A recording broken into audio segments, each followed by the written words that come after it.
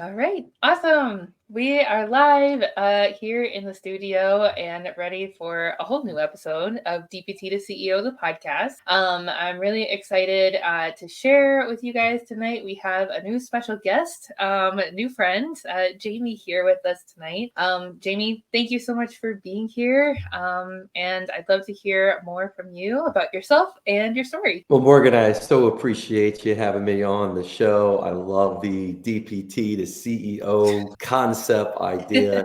It's so cool. And it pretty much sums up my story being a private practice owner for over 15 years. And it's interesting because when I first started, I started as many people do. It was just me putting out my shingle with a woman at the front who was my fiance at the time, who's now my wife. And we had a blast. I mean, it was fun. I was the doctor in the back and she did the front. It was great. And then we started to grow. And when you grow, you need help. And when you need help, you add people. And you make the mistake, as I did, that you think everyone thinks like you and comes early and stays late and gets their stuff done and communicates. And, that's not really the case. Not everyone thinks and acts and does everything like you. So that was a little bit of an eye opener when I started to add staff, front desk. We ended up getting married and she got pregnant. So I had to get a front desk person, had to get an aide, had to hire another therapist and all this other stuff. And things started to get really stressful. This was probably 3-4 years into business. And I imagine any business owners out there would realize that it can really start getting stressful. It got really bad where I was like, this is not what I signed up for. I was starting to have some problems at home with my wife and physical stuff. I was really anxious all the time. And then it was like somebody hit the reset button. We went on a very rare getaway for a weekend. And we were coming back home. Phone rang, not the phones that we have now, but like the old flip phone. Phone rang. And it was my father-in-law, and my wife's smile went down. And I go, and I'm driving, and she goes, "What?" And I go, "What's going on?" She goes, I think your building's on fire." Oh And my gosh. without missing a beat, I turned. I said, "Good. I hope it's my fleet, and I hope it burns down." Oh, So we literally drove my wife and my baby straight to our office, and lo and behold, the entire suite burned down. And wow. Morgan, I wasn't upset. I wasn't really in shock. I Mhm. was just like relieved. And people are like, "Why are you relieved?" I go, "You ever had a snow day when you were younger?" I'm an East Coast guy, Northeast. And the greatest thing in the world is no school tomorrow, snow day. Mhm. That's what I felt like. I felt like, well, I'm not going to work on Monday. I didn't realize I wouldn't be going to work for 4 months, but it gave me time to think and contemplate. And I actually contemplated quitting because I was Mhm. like, this is hard. This is not what I want to do. And so many of my other friends were like doing really well and they didn't have the schooling I did. They didn't sacrifice the way I did. So anyways, I decided to make a decision. Say, you know what? I'm going to build a business that's going to be a real business. Mhm. I have no idea what I'm doing, but I'm going to learn how. So I spent the next 9 years after that fire investing in business, investing in coaches, investing in programs, reading books. I wasn't a huge reader. I started reading books. 9 years later, I created a business, not overly big, about 1.4 million, 2 locations, but I didn't have to go in every day. I could go in a few hours a week. I was making good money. I had a great team, good systems in place, all the stuff that we want, all the stuff we hear about. It's just really difficult to do, but I did it. And then I Mhm. shared my story. And then, not intentionally, people started reaching out to me and saying, "Can you help me do what you did?" And I said, "I guess." So I started coaching, and 10 years later, I'm still coaching. Ended up selling my practices because I just love coaching and helping other people build and grow their businesses and their dreams. So that's my story. That's awesome. Thank you so much for sharing. Like I do some of that from when we talked last time. I don't think you told me about the fire, so that was a, new surprise in addition to the history. That must have been Yeah. like crazy to go through, but like you said, like emotionally it seemed like it was the reset that you needed to really get where you wanted to go. It certainly was. And, it's funny. I just came back not too long ago from a conference, and it's amazing when you're at a conference how many people say they're doing great. Mhm. And when I first started going to conferences for the first several years, I didn't have any time to go to conferences. I needed to stay in the office. But then I started going to conferences, wanted to learn from other people. And I was a little bit distraught when I went because I was like, does everyone here have it figured out except me? Because I felt like an imposter because everyone says, how's it doing? Really good. Oh yeah, I'm doing this. I'm growing this.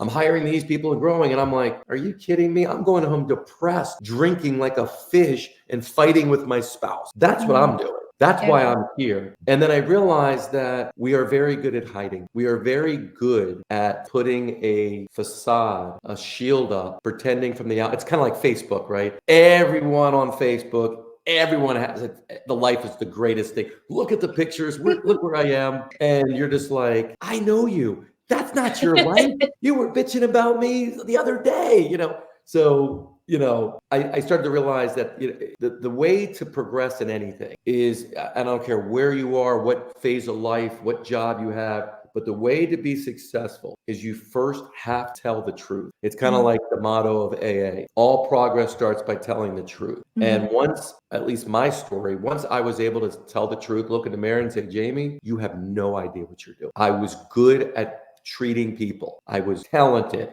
I put a lot of money and effort in learning my craft. I didn't know how to hire. I didn't know how to manage. I didn't know how to understand metrics and marketing and all that stuff, but I could learn.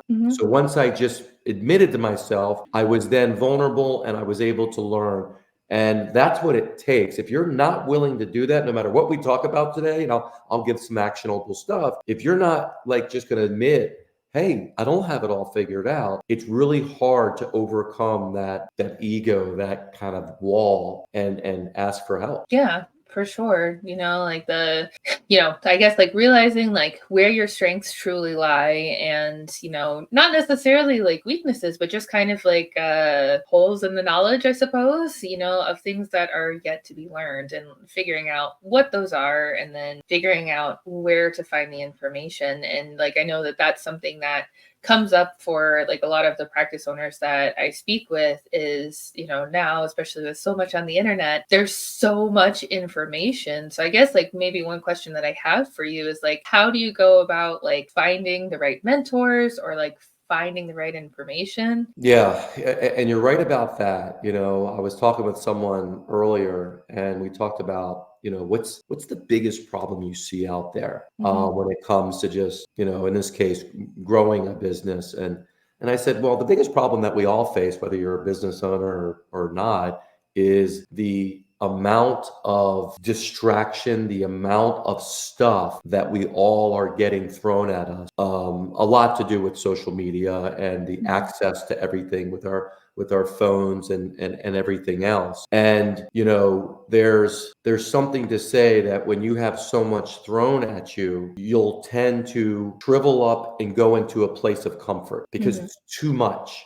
I wrote a blog the other day about decision fatigue. We're being inundated with the number of decisions that we're making. And, you get exhausted. And it's one thing just to recognize that, yes, the internet, we're past the information age. Everything you want to know is on the internet. Everything you want to know is in YouTube or Google or Bing or whatever. And now we're entering not only everything you want to know, but you can get it all figured out with AI. So there's so much out there and there's more coming that the first thing is just realize that, it's very easy to get overwhelmed and you have to keep an eye on yourself that you don't get sucked into all of that stuff. I mean, I watch myself with social media. I limit myself that, hey, I'm going to check my social media a couple times a day, not every other minute. That damn thing tracks you. It's like, Jamey, you've been on 8 hours today. I go, 8 hours. Oh my God, that can't be good for me. And what I think what a coach does, someone like myself, and there's other good coaches and mentors out there. I think what a coach does is help you filter the stuff that is coming to you. At least a good coach will. It's not so much about telling you what to do. That's not real coaching, right? Because there's programs out there, there's modules out there, there's stuff that I'm sure coming in your inbox every day. Hey, here's a module to teach you this. Here's a module of social media. Here's a module. I mean, there's plenty of that, but how do you know what to do and when? How do you handle the stuff that's going on in your life that might be affecting you and how you're thinking? How do you handle those emotions? You have to have someone that's outside of your world, right? You can't have someone that's in it with you because you're biased. We're all biased. That's why I've had a coach for 18 years, right? Because I don't know what I don't know. And I'm not foolish enough to think that just because I think I'm smart and I have a big ego, that I can figure it out on my own. I don't need help. So, when you're looking at a coach, you're looking for someone that, do they actually have experience what they're teaching? I don't need someone that takes a weekend course to tell me what to do. I need someone that can speak from real experience, that's not afraid to say, here's all the mistakes I've made. Here's what I've learned. You want to have someone that puts you in their best interest. I always find it hard when I hear these so-called coaches, because there's lots of people that aren't really coaches, but they call themselves coach because that's like the buzzword now. They'll say I'm a coach, but they have like 13 things that they're telling you need. And by the way, they have a financial interest in all those things. And I'm like, well, then how can you be an unbiased person telling this person, hey, you need to hire someone to help you with your social media, right? Someone like you, right? Someone to help you with your digital stuff. Well, if I owned your company, I would say, oh, and we have it right here. That's about as ethical as a doctor owning their own PT. It's lucrative. It's really easy to say, hey, we have it right here. And people are, let's face it, they'll just do whatever the person says they'll do. But as a coach, I don't want to be put in that position. I'd rather say, this is the type of person that you're looking to hire. Here's what their traits, here's what their skills should be. Go ahead and search. And if you want to talk through them, let's do it. So you want to find someone that has your best interests in mind and is making sure that they are giving you advice that allows you to progress in your way, in your special way. I don't want you to be Jamey. When I'm coaching my people, they're not me. I want to use what they're really good at and position themselves, and then surround themselves with amazing people with talents that are complementary to them. I don't believe in weaknesses. I just don't. I don't have weaknesses. I just have things I suck at. But I have people that are really good at those things. Well, as you know, Morgan, there's a lot of people that hear and say and give you advice, and I'm sure you've heard this advice in your life. You got to really focus on strengthening up those weaknesses. Why would you do that? Why would you waste your time and energy doing something that you just don't like to do and you don't have any natural thing to do? Why don't you just go find someone that does it, or find technology to help you? So anyway, so those are a few things you can do when you're looking for a coach or a mentor. Yeah, I think that makes a lot of sense. Like I know with the coaching that I do, like I really try to, with every question, like provide like the options that are available, and kind of share like my own experience with pros and cons of each of them. And then like whoever I am working with, look to highlight, well, option A might be good for you because of, your personality or the type of business that you're wanting to build. And, here's why. And then let's try it out and see how it goes. And then we can, continue on from there. Like that's really helpful to have like that mentorship, I think, to help you just like you said, like process all of the information that's coming at you all the time. So that you don't get caught in like analysis paralysis and then end up not moving forward at all. So it makes a ton of sense. Yeah, exactly.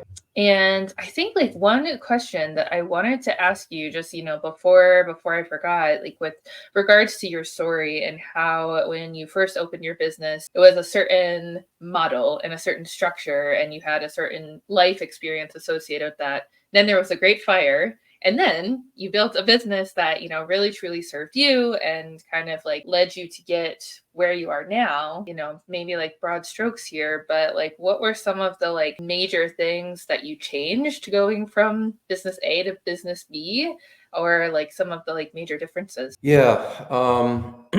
One of the things I learned in one of my journeys in self-development, professional development, is I learned a term called unique ability. At the time, I've never heard anything like that, and I really didn't understand what it really meant. Now you hear other terms like superpower or God's gift or something like that, which means something that you do that you've always done, definitely in your post-formative years, that you're just so good at. Other people look at you and say, how do you do that? So I started to learn about what that was for me. And it took me a long time to understand that. But what I started to realize is what I was really naturally good at. There was glimpses of that showing up in the owning a business. And treating people. Like I love to treat people. And then I started getting a little bored of it. It just wasn't challenging. So as I started learning more about me and what I naturally did well, that I didn't even recognize, because when it's natural to you, you don't. There were elements of me treating and able to communicate with people, able to explain the complications of anatomy and the complications of that. And I just did it in a very simple, real way, and always showing up in just a genuine, like I was able to connect with people, and then provide particular treatment and do all that. Mm-hmm. So I wasn't the most talented clinician. I mean, there's a lot of people that knew a lot more than I, but I was able to do that. And that's a lot of the part that I loved about it. So when I started to kind of remove myself from patient care and putting the business stuff together, again, I love the idea of supporting my team. I love the idea of the possibility of building and growing and creating and exploring. So when I shared my story and reached out to people, or shared my story at a webinar, and people started reaching out to me, I was like, I never really heard of coaching. I mean, I had coaches, but I did never, as a profession, I didn't understand really anything about it. I wasn't really that familiar with the internet, to be honest with you. And when I started to do it, it started to align with the things that I was really good at. And people started to say, wow, I never, the way you said that, the way you explained it, the way you're kind of putting that together, they felt confident they could do it. Mm-hmm. And then they started to do it, and then they started getting the results a heck of a lot faster than it took me. It took me 9 years. And they started getting results.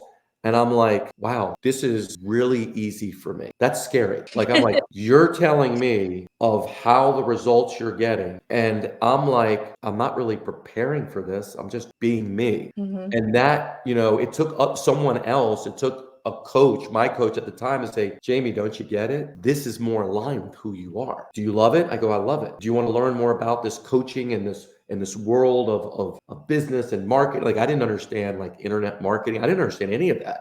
I mean, my businesses were brick and mortar. I knew marketing from that, level. And I went, yeah. And he goes, continue to lean in, because I didn't know about it. So that's when I just recognized what felt right for me. I think all of us have that. This feels right versus something about this I can't put my finger on. So I didn't do what I normally did, which I'd be trying to talk myself out of it. Like, Uh-huh. I trusted that, you know what, isn't life supposed to be do what you really love to do, get paid a lot for it, work with people that you really love, have control over your time and your life. I mean, isn't that what we're supposed to do? So that's kind of how the whole coaching thing came about. I was already in that space of understanding more about me and what makes me tick and what I'm naturally really good at, what I love and what I don't. And this thing just evolved. Yeah, that like it's reminding me a lot of like my own experience, and I think that of like other, practice owners when they're first getting started. Like when I first started working at big box like outpatient PT clinic, hated it. It was just, like it was so many patients, and like what has always felt like most aligned to me is to be able to work with somebody one-on-one and like truly connect with them and help them, get where they want to go, both, like in the physical therapy clinic and in other ways that I've worked with people. And it just working in that PT clinic was just not it. It wasn't aligned with who I am. It wasn't aligned with like my beliefs and values, and what I wanted to do. And so, like that's what kind of like led me down the path to starting my own practice, and like building it in a way that allowed me to do the work in a way that like I really believed in. And I think that like inner alignment, like it matches with the passion that you have for it, and that inner drive is just going to, make your business go so much further and faster than if you try to do something that isn't super aligned, or it's something that you feel like you're supposed to do. And it kind of reminds me of this thing that can happen for a lot of us when we're starting our practice. Like as therapists, we are trained to basically work with anybody and everybody who comes across our path. And just because we can doesn't necessarily mean we should or that we have to. And some of the most successful practice owners that I work with, like they build a practice and work with a clientele that they aligns with who they are and, what they have, I suppose, like the ability to do.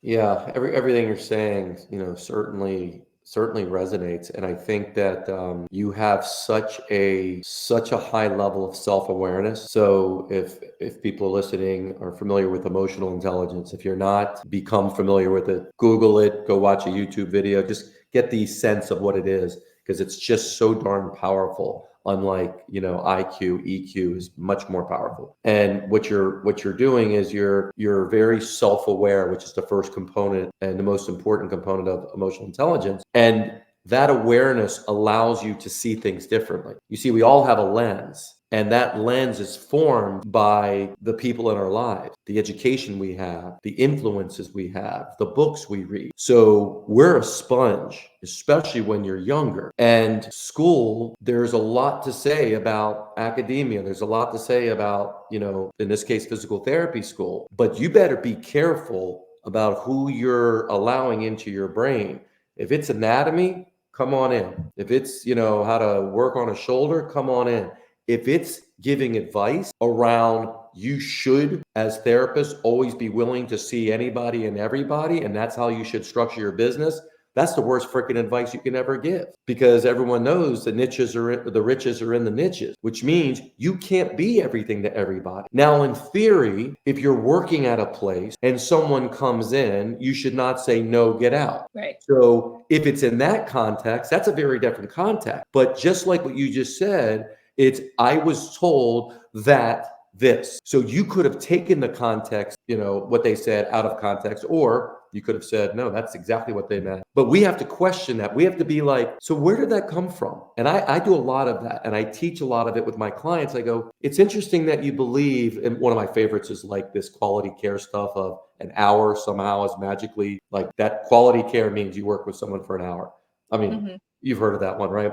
Yeah. And I love speaking with not necessarily my clients, but some of their teams. And I go, where do you think that came from? You weren't born by saying quality care is an hour. Where do you think it came from? And a lot of it, they're going back to school or something, or this idealistic. If we aren't aware of some of these things, we'll start making decisions as something like that as fact. One an hour. Even if you got paid $50 an hour, one an hour, you'd be out of business in less than a day. Right. That makes zero sense. So if this is what got me, Morgan. I was working at the hospital system, and I was a few months in. The only thing I really know how to do is stretch people, because I was like the outpatient guy, because it was an inpatient thing.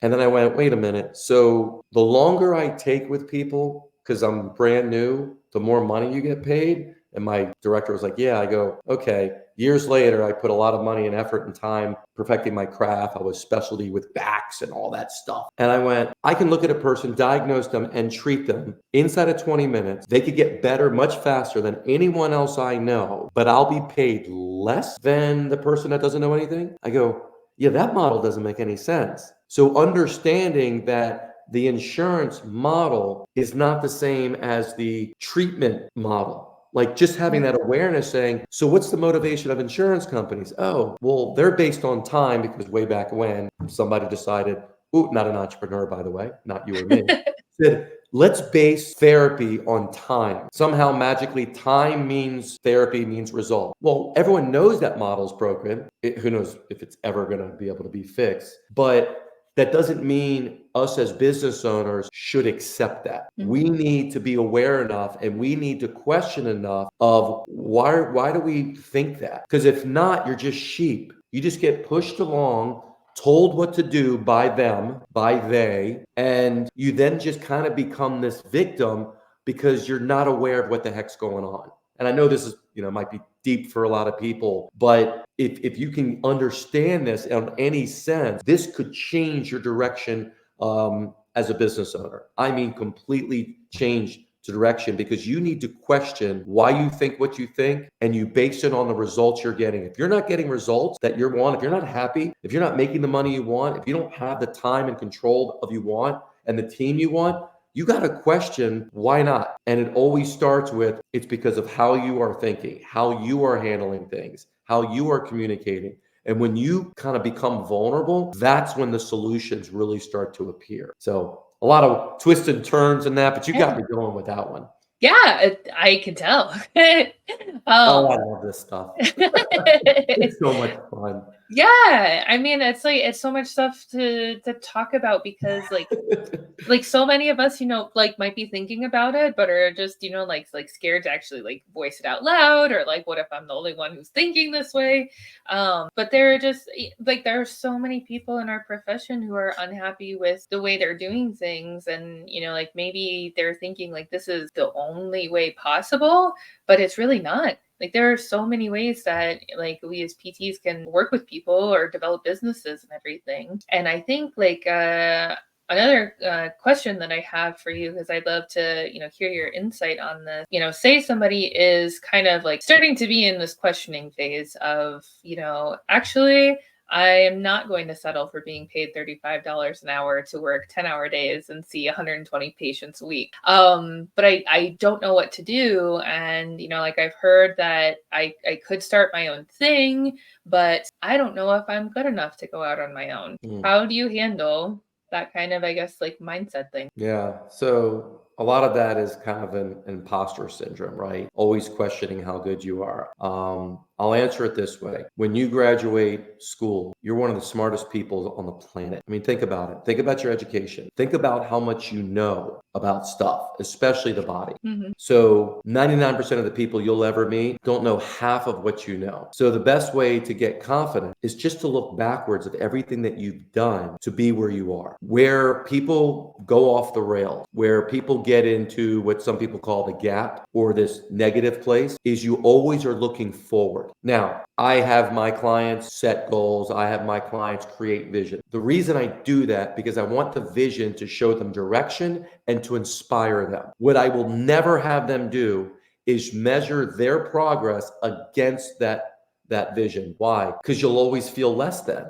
Because your vision is always something you haven't done yet. Let's say you have I don't know, 50,000 people listening a month. But guess what? A friend of yours has 75,000. So every month, you're like, how many did I get? I got 50.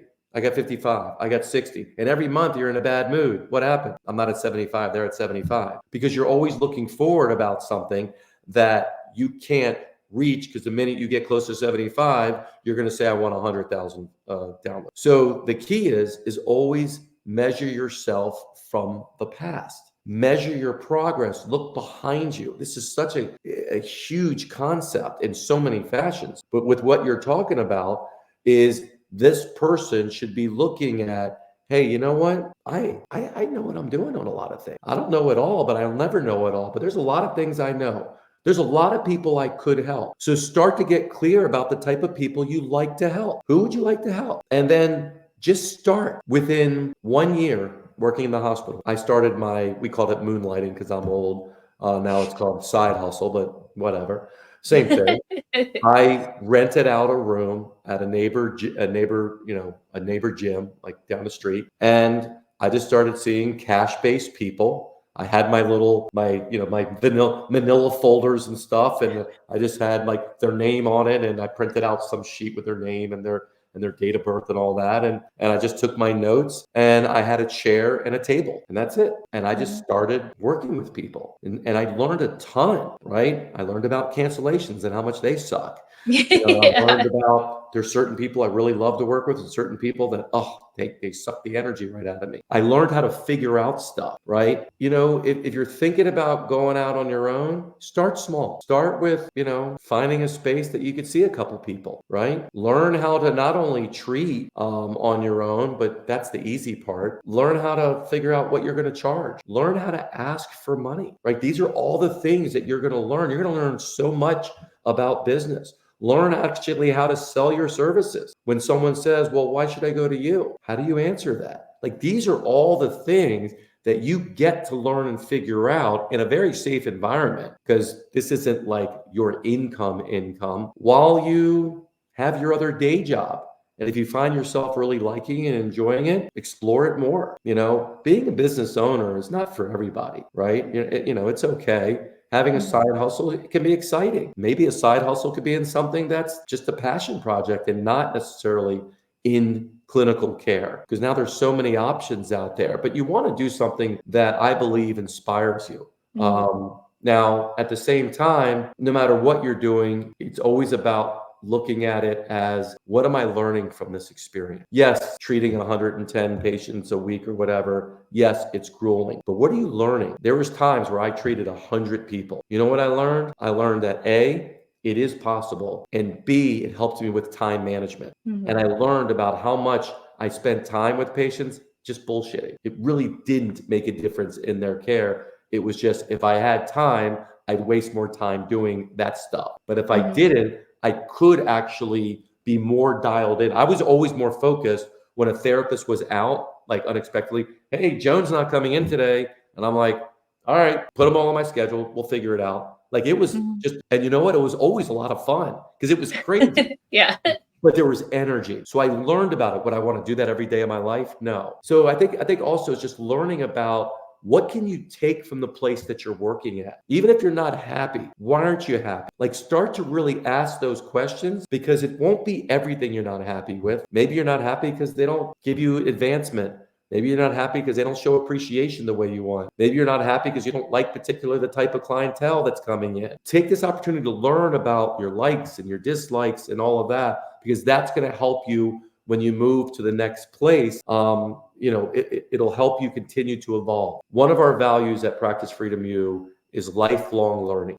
I now been in the physical therapy game for 28 years as of this recording. I've been in business for 25 of them, pretty much, maybe 26 of them on some level. I've been coaching for over 10 of them. I'm more excited now about learning than I ever was before, because it's endless. Just when I think I know something, there's more stuff out there. Yeah. So I never feel like I know it all, and I know I never will, but I'm on this journey of continuing to learn and evolve. And I think if you have that perspective, no matter what you do in life, just that long game perspective, it helps keep you right. It helps prevent that, kind of disappointment that we put on ourselves because of the pressure we put on ourselves, because we want it immediate, we want it now. And yes, it's a very ADD now world. I get it. And this is why we have to protect ourselves. It's not, you can get gobbled up with that, because, I work with a lot of mental health psychologists as well. You want to talk about a business that's booming, and not for good reason. Yeah. That business is booming because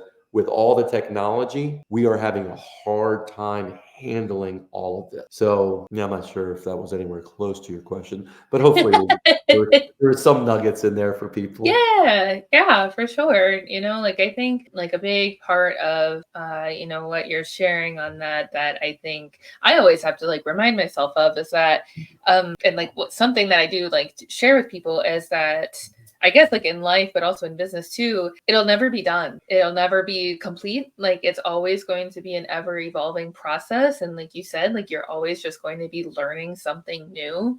And I think maybe sometimes where that kind of like not good enough like feeling can come from is, like you said, if, like you're focusing too much on the future and not really like looking back at all the things that you have accomplished so far.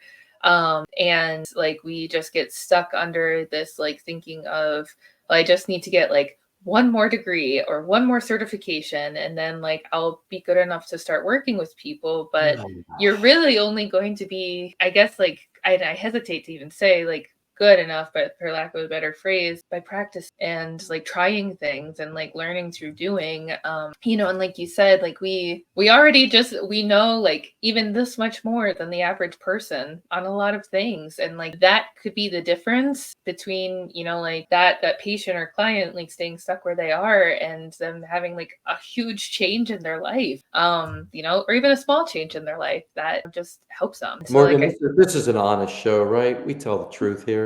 yeah. Jamey's going to go on a soapbox for a minute. You okay with that? Okay, let's hear it, Jamey. So you said something that just gets me going, right? I remember in 2012, there was this thing called Vision 2020. Have you ever heard of that? I sure have, Jamey. And part of Vision 2020, because they touted it everywhere, was we're going to be like the doctors. So we're going to get doctorates. We're going to get DPTs. And then, of course, that quickly turned to schools going, you want a DPT? Sure. We'll add a year. We'll bump up the price. So now we have school that costs more. Well, if we have a DPT, We need to get a higher level person. Okay, so now we're going to make it even more challenging to get into school. So be it. Then we said, well, a DPT is not enough. Doctors get like fellowships and all that kind of stuff. We're going to do that too. So then all of a sudden, these companies and a lot of people that are touting this in the powers that be associations, of course, directly benefit from this as well. So we started to now say, your degree isn't enough. You passing the boards isn't enough. You need more. You need more certifications, more fellowships, more initials after your name, because you know what, Morgan? You're not good enough, because that's the message you're sending. There are people that are absolutely paralyzed when they get out of school because they've been told they don't know anything, because they're comparing themselves with these people that have initials all over their names, saying you need to be like this, you need to be the academic snob. And the reality is, you show me outcomes, because so far I'm not seeing any outcomes where any of that stuff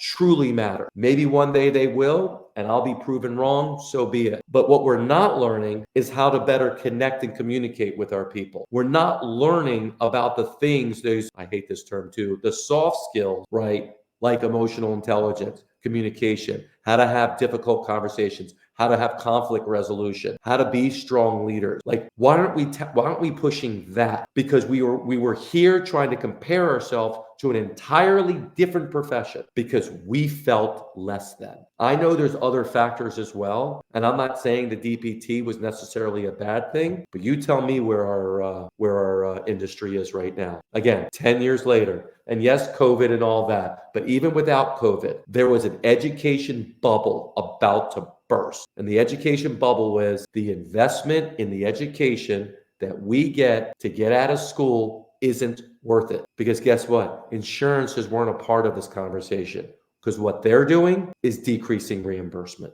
Reimbursement has gone down a shit ton in the last 10 years. And yet school has, for lack of a better word, gone up a shit ton. Those aren't very good, trends. Yeah. Matt, you're getting paid going down. So that means the therapist, who now is in more debt than ever, needs more money, but it's very difficult to get more money because the people aren't getting enough money. And there we are. So what's happening? There is a massive shortage in therapists, right? Partly because there's 350 million people in the country and there's just not enough people to take care of them, but partly because it's hard to get in school. There's schools out there that have openings, which they've never had. I've talked to some schools, never had openings. And there's, you're going to get out in six figures in debt, and you ain't ever going to pay that off. Because when you graduate, you also need to live somewhere, you need to drive something, and you need to actually have food and a life.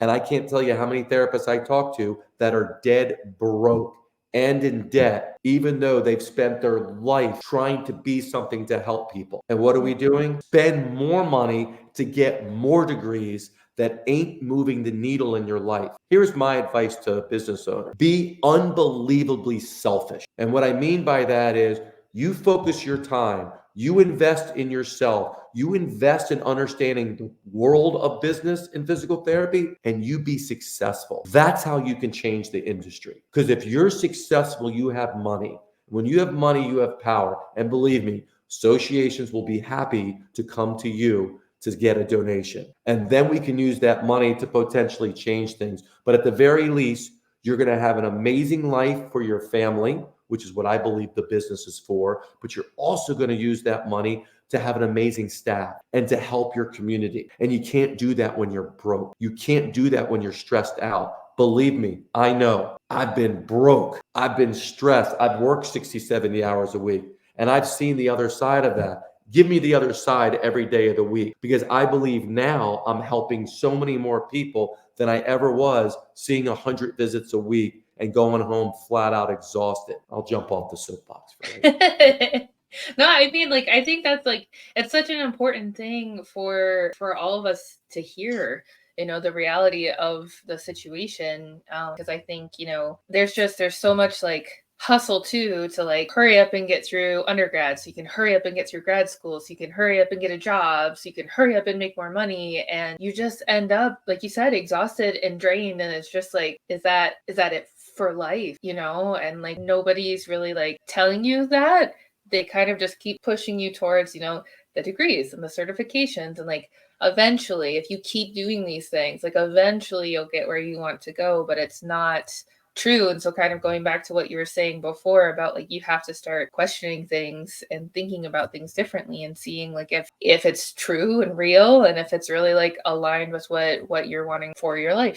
I've created certifications before, and it's interesting because I had one of my mentors, one of my coaches, and by the way, none of my coaches were ever in physical therapy field. They were all in outside of the field. So it helped me get a different perspective. Mm-hmm. And one of my coaches says, Jamey, have you ever thought about what a certification is? And of course, I gave him some academic answer. And he goes, no, it's approval. Certification is me approving you to know this and to do this, right? I am saying it's okay. And what it also says is if you don't have this certification, then you are not approved. Now, I had only a couple people since I've been coaching ask me, so Jamey, where's your coaching certification from? And I went, don't have one. I don't need someone to give me approval to coach somebody. I go, I've lived it. This is who I am. This is what I do. And I have hundreds of people to prove it. But if you'd like to work with someone that has a certification from a nice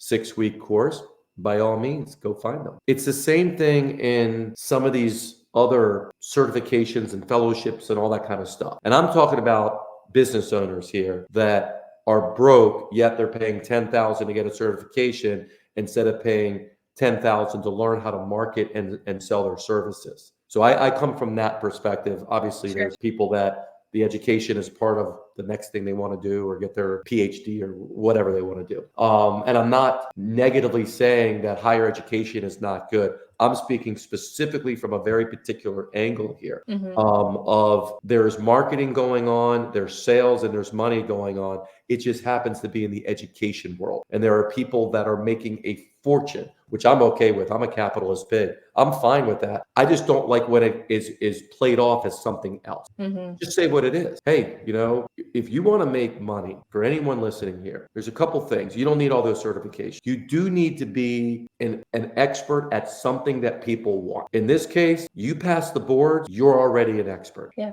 And you continue to learn? Of course, we're lifelong learners. That's one thing you need. You need that. But more importantly than that, believe it or not, more importantly of how good you are with that craft is you need to know how to actually communicate with somebody, and you need to know how to actually convince and persuade them that your services can help them achieve what they want. In other words, you need to understand how to market and sell. And those are two things that none of us learn and that all of us don't have enough knowledge and understanding about, which is why many of us drop thousands of dollars hoping and praying that the company we're dropping it to is going to do what we're afraid and we don't know what to do. The problem with that is this: because you don't know, you don't even know if the person that you're dropping it knows what the heck they're doing. And you're not going to find out, because I've dropped, I can't tell you how much, in like Facebook ad companies, 6 figures, nothing, crap. And it wasn't until I started to learn about it myself to realize this isn't that hard. Mm-hmm. This is not all that complicated. I don't particularly want to be a Facebook ad person, but now I know who I can hire and all of that. So if we're not comfortable with something, you still need to know enough about it. But those two skills, understanding your target audience, knowing how to communicate and connect with them, which we're pretty darn good at, and knowing how to persuade them to take action, which we're also pretty good at, because guess what we do for a living? Evaluations and plan of cares. Plan of cares is selling, by the way. You are selling them on what you think they should do. So just keep doing that. Just do that for more people, and you will never, never worry again about paying your bills or anything. Because those skills, there's not a lack of people here that would love to come see you. Yeah. And that's what I always tell everybody. Like every new student in my program, pretty much, like when we have our first call, one of the things that they always bring up is that I have no sales experience. And I'm always just like, okay, well, riddle me this, Jamey. Have you ever evaluated somebody? Have you gotten them to come back? You've made a sale. And like we just have to start looking at it a little bit different. You do have like obviously some clinical skills if you pass the boards, and if you have evaluated somebody and gotten them to come back for a plan of care and had them complete the plan of care, you've got sales skills, at least like some basic stuff to build on, and you need to make those better. And I am like right there with you when it comes to like learning about the marketing stuff. Is you have to have a basic understanding of like foundational marketing concepts, as well as a lot of the tools that are available out there, so you can see, like what's worth it, what's not. And you can also tell, if somebody is trying to kind of like pull the wool over your eyes, and hope that you don't notice that what they're trying to sell you on probably is not going to be the result that you get. And it's just, that's like a soapbox that I have, I guess, that, like I want everybody to be successful in their businesses, and, whatever they end up hiring people to help them do, just have a good understanding of who, you're bringing onto your team, because that's really important. And I know that's something that like you and I have talked about before, and something we chatted a little bit about before we started the recording, is just being able to, I guess, like let go, and hire the right people, and have confidence that they're going to be able to help you get where you want to go. Yeah. So I know we originally talked about this idea of letting go and all that. So there's a couple things with letting go. One, if you want to stay relatively small, in other words, you want to be kind of a solopreneur, there's really nothing to let go of. Increase your skills and abilities to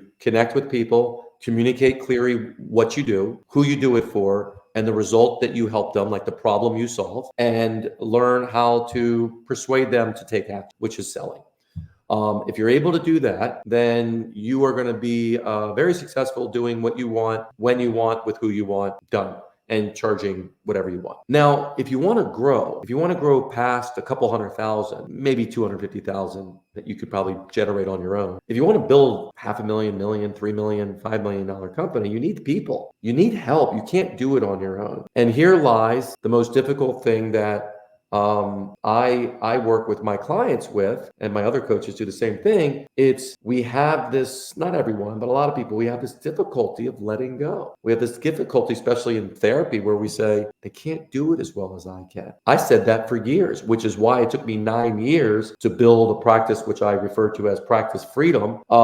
Because I couldn't let go of certain things. It took me 9 years to let go of treating. I was holding on to three people a week that I was holding on to. And finally, one of my, not even my coach of mine, I was in this kind of mastermind class, and he goes, "Why are you treating again?" I go, "I don't know."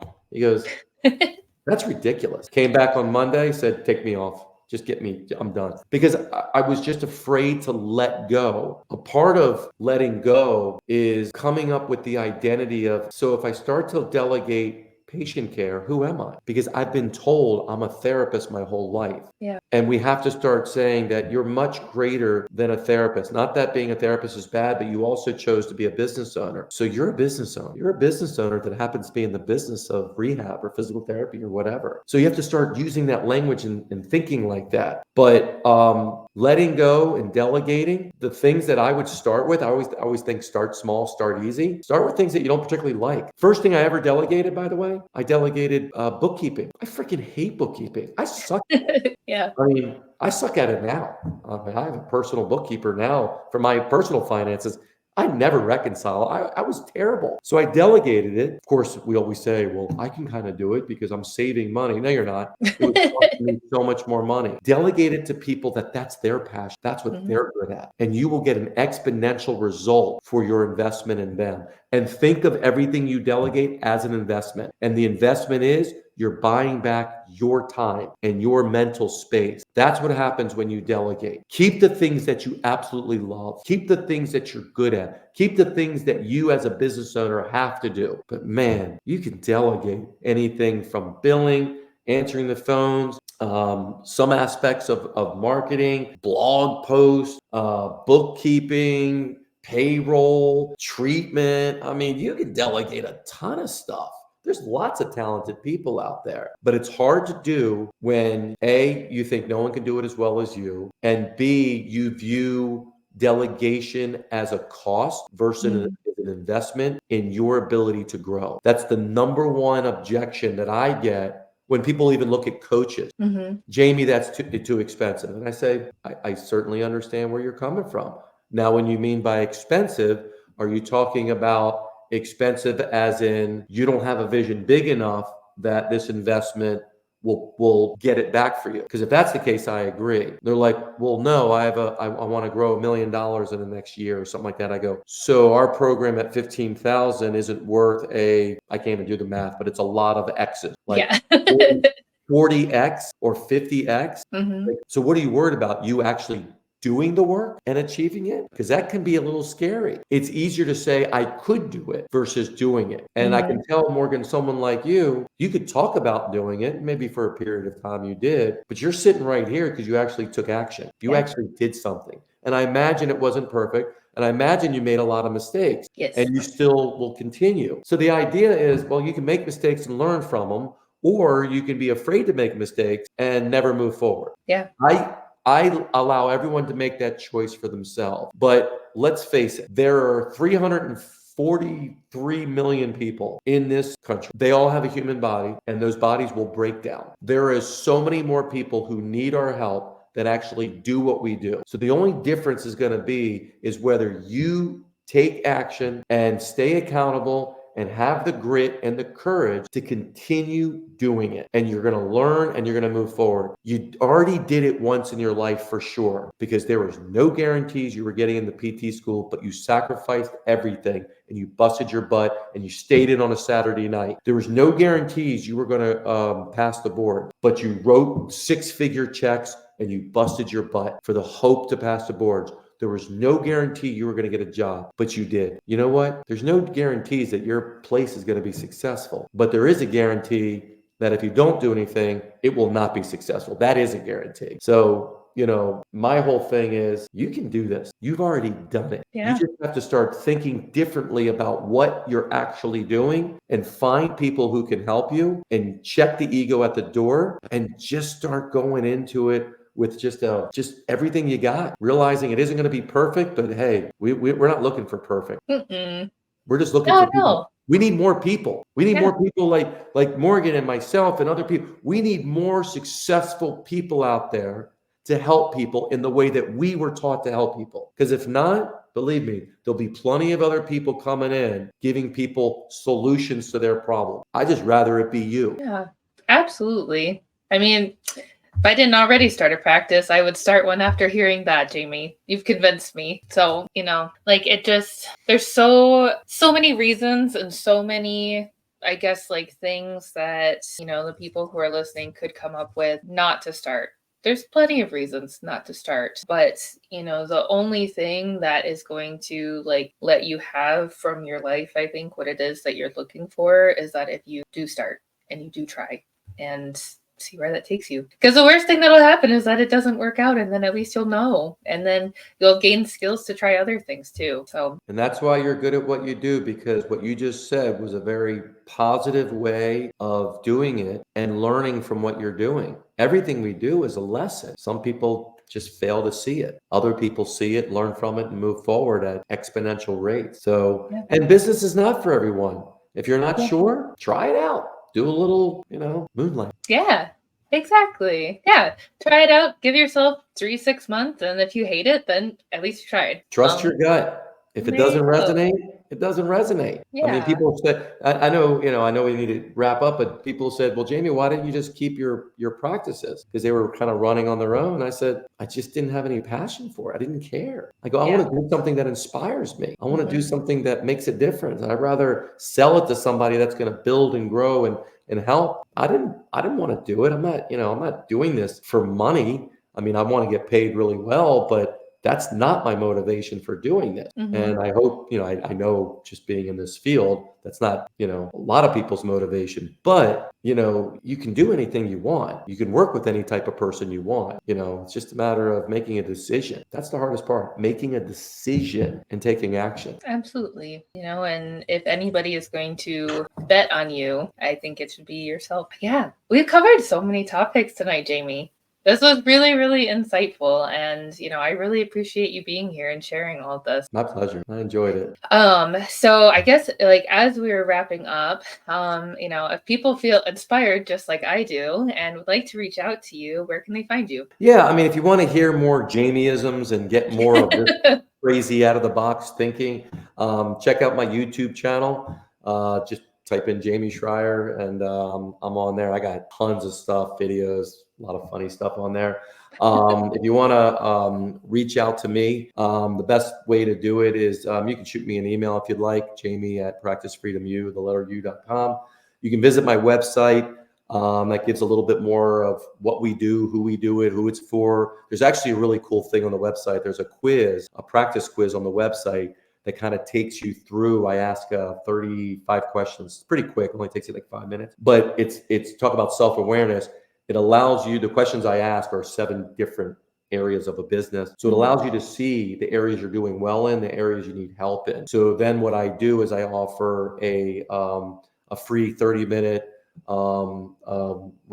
quiz review. So we sit down for 30 minutes through a Zoom, and I'll look at your results, and I'll give you some guidance and advice. And yeah, I mean, if it turns out you want some help, we're happy to help. If not, at least you walk away with some ideas and a plan to do it. So that's always a great way, because I rather talk to people that have already taken a little bit of action. So then we're talking about something. So I would say, take the quiz first, and then set up a time, and we can talk about your business and stuff like that, and see what I can do to help. Awesome. Cool. Well, thank you so much for sharing all of that. And yeah, thanks again so much for being here, Jamey. Thanks so much, Morgan. All right, guys.